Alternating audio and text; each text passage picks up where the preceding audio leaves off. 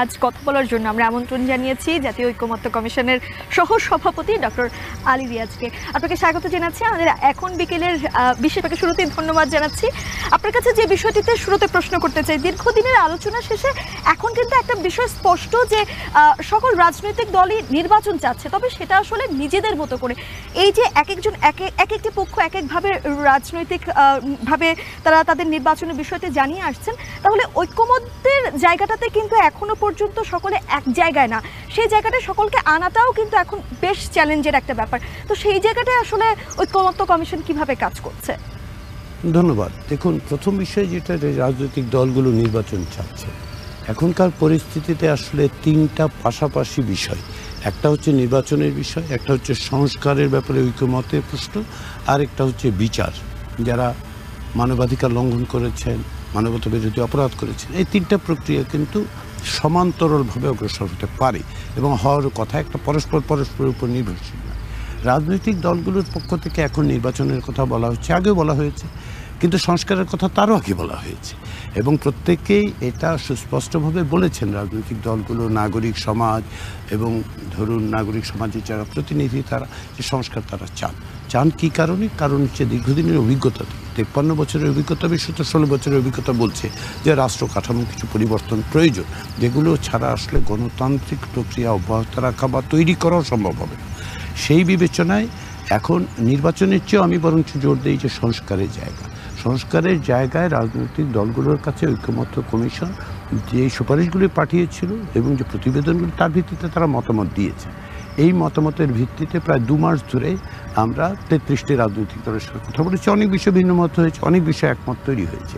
ফলে কিছু জায়গায় কিন্তু ইতিমধ্যেই সংস্কারের ব্যাপারে ঐকমত্য তৈরি হয়ে গেছে। যেমন ধরুন বিচার বিভাগের স্বাধীনতার প্রশ্ন, দুর্নীতি দমন কমিশনকে আরও শক্তিশালী করা, জবাবদিহিতার ব্যবস্থা করা, ক্ষমতার ভারসাম্য তৈরি করার প্রক্রিয়া এবং জাতীয় সংসদের যে কমিটিগুলো আছে সেই কমিটিগুলোকে সক্রিয় করা, শক্তিশালী করা এবং বিরোধী দলের সেখানে এক ধরনের অংশগ্রহণ নিশ্চিত করা, কিংবা ধরুন অনুচ্ছেদ 70 যেটা, সেখানে পরিবর্তন করা। এই যে জায়গাগুলো, এগুলি তো তৈরি হয়েছে। তাহলে সংস্কারের ক্ষেত্রে কতগুলি জায়গায় ঐকমত্য তৈরি হয়েছে, কিছু বিষয় হয়নি। যেমন ধরুন এই সংসদ, দ্বিকক্ষ বিশিষ্ট সংসদ করার ব্যাপারে এক ধরনের ঐকমত্য আছে, কিন্তু প্রক্রিয়াটা নিয়ে ভিন্ন মত আছে। এইগুলোই এখন দ্বিতীয় পর্যায়ের আলোচনায় আমরা সেগুলো মেটাবার চেষ্টা করছি, দলগুলোকে কাছে আনার চেষ্টা করছি, তাদের যুক্তিগুলো বোঝার চেষ্টা করছি। তো আমি মনে করছি যে সব বিষয়ে হয়তো ঐকমত্য হবে না, কিন্তু অনেক বিষয়ে ইতিমধ্যে হয়েছে বা আরও কিছু বিষয়ে ঐকমত্য হবে এবং সেই ঐকমত্যের যে কাঠামো, সেটাই আমরা জুলাই সনদের মধ্যে তুলে ধরব। ডক্টর আলী রিয়াজ সংস্কারের কথা বলছিলেন এবং সেই বিষয়ে অনেক রাজনৈতিক দলের বেশ কিছু সম্মতিও রয়েছে এবং নানা জটিলতাও কিন্তু তৈরি হয়েছে। তো সেই পরিপ্রেক্ষিতে ঐকমত্যে পৌঁছাতে গণভোট আসলে কতটা যৌক্তিক হতে পারে এবং এটার গুরুত্বটা যদি একটু আমাদেরকে বলতেন। শুধু গণভোটের কথাই আমি বলবো না, আমি বলবো যে বিভিন্ন রকম প্রক্রিয়া পদ্ধতির মধ্য দিয়ে জুলাই সনদের ব্যাপারে রাজনৈতিক দলগুলোর অঙ্গীকার সুস্পষ্ট করা দরকার। সেটা তারা স্বাক্ষর করে করবেন, আমি আশা করছি। তারা এটা আমাদেরকে বলেছেন যে তারা স্বাক্ষর করেই করবেন। তার পাশাপাশি এটাকে বাইন্ডিং করা, এক ধরনের বাধ্যতামূলক ব্যবস্থা করা।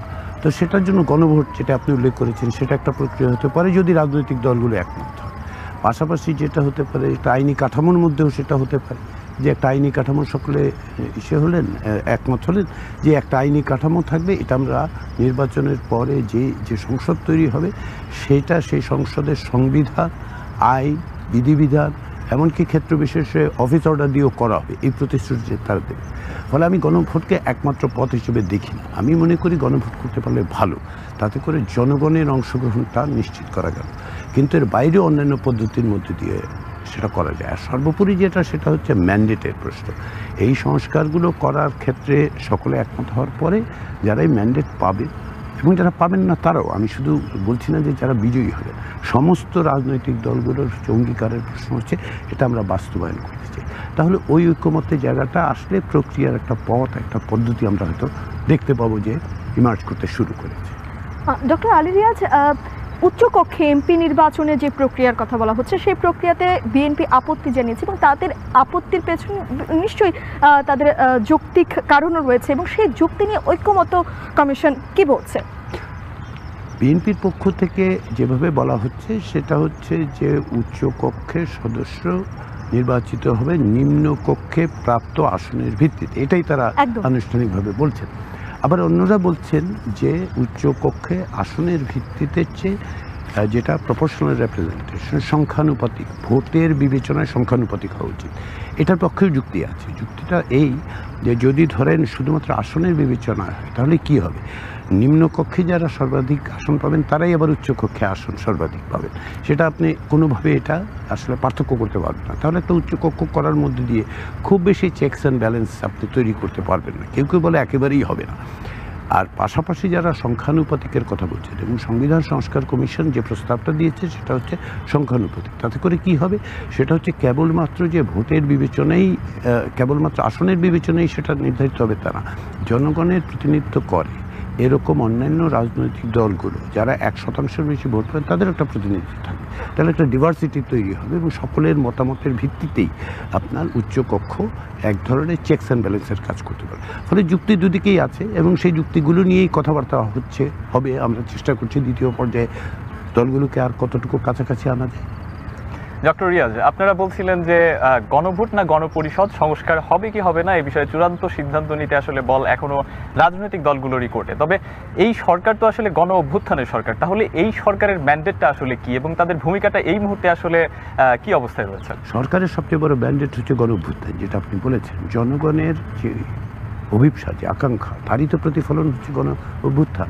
ফলে আপনি কেবল সাংবিধানিক বিবেচনায় যদি বলেন, সেটা উচ্চ আদালত থেকে বলা হয়েছে যে সংবিধানের ভেতরেই তার একটা বৈধতা আছে।